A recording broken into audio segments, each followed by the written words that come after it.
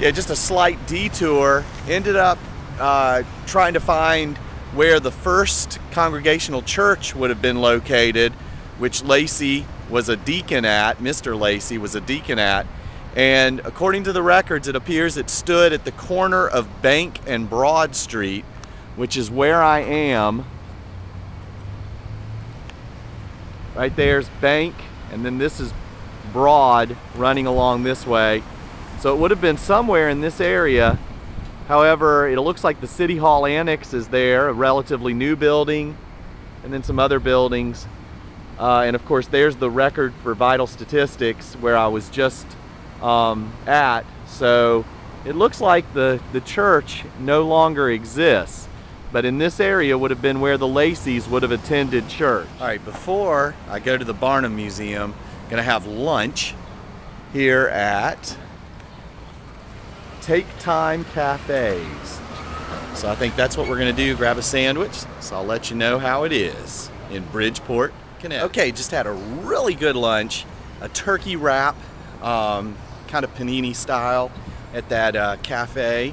Really good, as I said. I got my water, so I'm refreshed and ready to check out the next museum, or rather the museum, not the next one.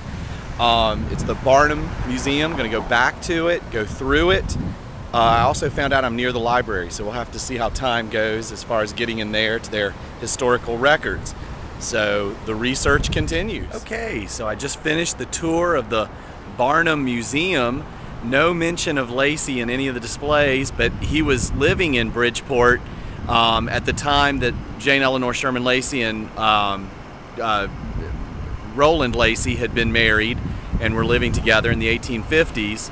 So again, quite possibly would have run into each other. In fact, his major mansion that he built and opened in 1847 was burned down in 1857, in December of that year, the same year that Jane died. So that's kind of an interesting connection.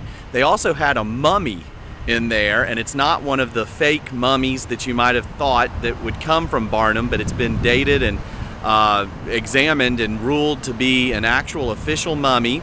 And so that is on display. And it's kind of interesting that they had mummy opening parties in the late 19th century. And here they would unwrap a mummy in the hopes of finding jewels and amulets. So anyway, very interesting museum. So we're now going to head on to the library and check that out. Okay, I'm in the elevator of the library. More success.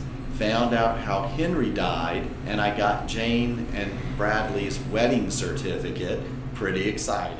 Okay, the one problem is I went 15 minutes over on my parking, so I'm hoping that I did not get a ticket. That would not be good. So we're gonna check that out. Let's see if we got the ticket. All right, good deal. Did not get a ticket. So very happy about that. So this was a very successful period of research here at the library. I think I'm gonna keep it a secret how Henry died.